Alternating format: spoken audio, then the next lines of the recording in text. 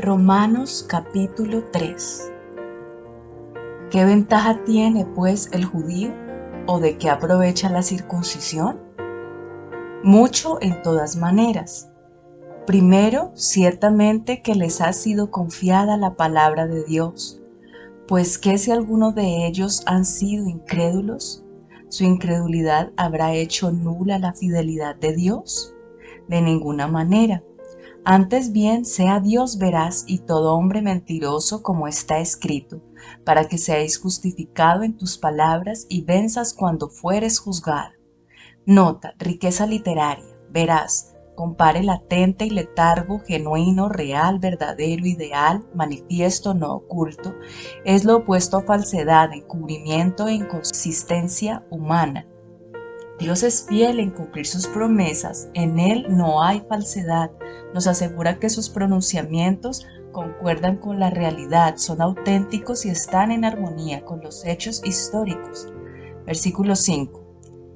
Y si nuestra injusticia hace resaltar la justicia de Dios, ¿qué diremos? ¿Será injusto Dios que da castigo? Hablo como hombre.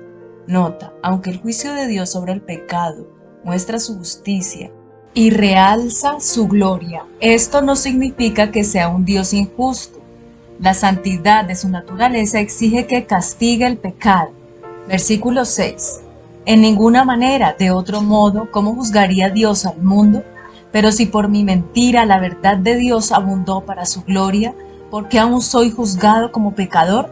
¿Y por qué no decir, como se nos calumnia, y como algunos cuya condenación es justa afirman que nosotros decimos, hagamos males para que vengan bienes? Nota, algunos tergiversaban el evangelio de Pablo diciendo que el apóstol predicaba, hagamos males para que vengan bienes. Aunque Dios es tan grande que puede utilizar el mal para su gloria, nunca hace el mal y nunca nos permite hacerlo para obtener buenos resultados. No hay justo. Versículo 9. ¿Qué pues? ¿Somos nosotros mejores que ellos? En ninguna manera, pues ya hemos acusado a judíos y a gentiles que todos están bajo pecado. Nota, el nosotros incluye a los judíos en contraste con ellos, que se refiere a los gentiles. Versículo 10. Como está escrito, no hay justo ni aún uno, no hay quien entienda, no hay quien busque a Dios. Todos se desviaron, a una se hicieron inútiles, no hay quien haga lo bueno, ni siquiera sepulcro abierto es su garganta, con su lengua engañan, veneno de áspides hay debajo de sus labios, su boca está llena de maldición y de amargura, sus pies se apresuran para derramar sangre. Quebranto y desventura hay en sus caminos y no conocieron camino de paz. No hay temor de Dios delante de sus ojos. Nota, la razón que subyace bajo la creciente corrupción de la sociedad es que no tienen temor de Dios, es decir, piensan que no tienen que responder ante Dios por sus inmoralidades. Versículo 19. Pero sabemos que todo lo que la ley dice, lo dice a los que están bajo la ley, para que toda boca se cierre y todo el mundo quede bajo el juicio de Dios. Nota, que toda boca se cierre. El día del juicio nadie podrá decir que Dios ha sido injusto. Los judíos tenían la ley escrita de Dios en la escritura y los gentiles las normas morales de sus corazones y conciencias, suficientes por lo menos para que perseveraran en la búsqueda de Dios. Versículo 20. Ya que por las obras de la ley ningún ser humano será justificado delante de él, porque por medio de la ley es el conocimiento del pecado. Nota, la conclusión de Pablo sobre el argumento en 1:18, 3:8 es que todo el que está en el mundo está bajo el juicio de Dios. La justicia es por medio de la fe, versículo 21.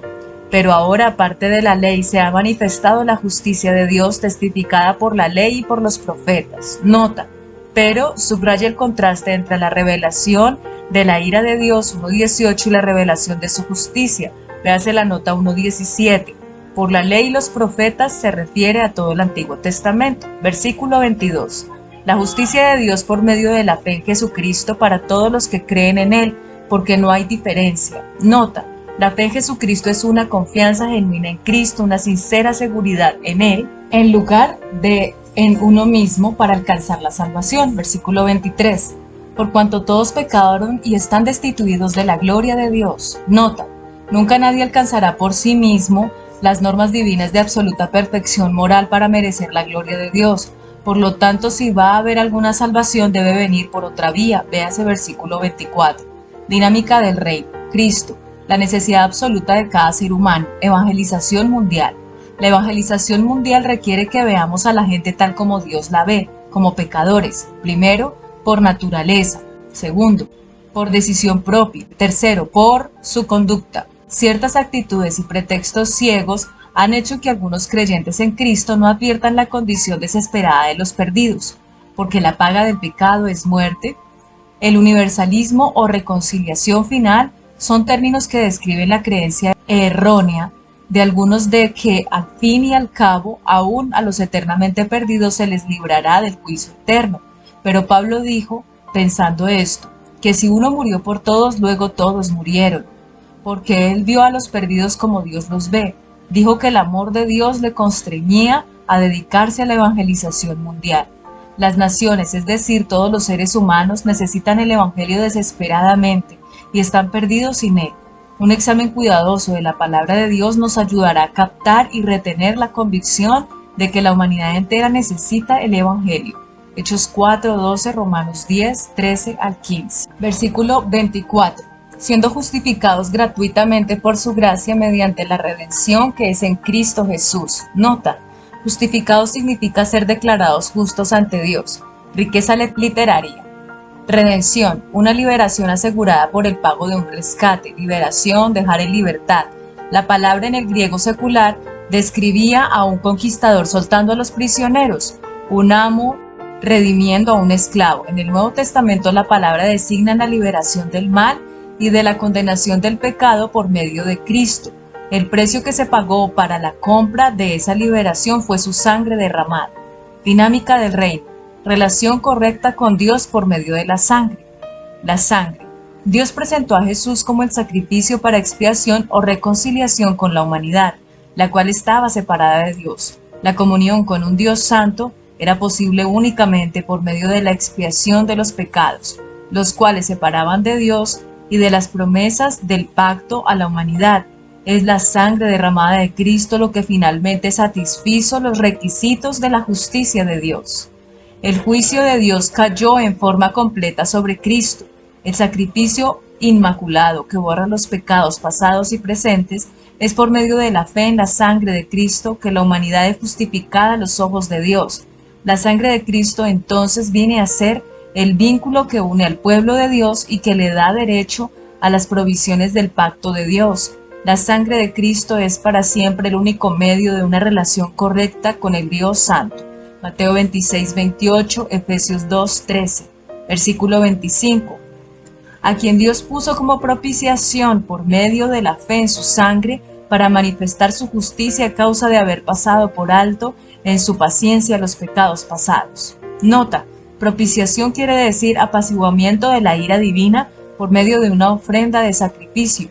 Algunos niegan que la Biblia contenga esta idea porque no creen que un Dios de amor pueda nunca convertir a sus criaturas en objeto de su ira, pero la idea está claramente expresada en la palabra griega traducida como propiciación, que ofrece la única solución ante la condena divina del pecado, tal cual lo explica Pablo en 1:18-3:20. En el corazón del Evangelio yace la idea de que si Cristo no hubiese tomado sobre sí la ira de Dios que la humanidad merecía, ella todavía pendería sobre nosotros. El concepto de propiciación está también vívidamente descrito en Isaías 53. La palabra sangre es una referencia a la muerte de Cristo como sacrificio realizado en lugar nuestro.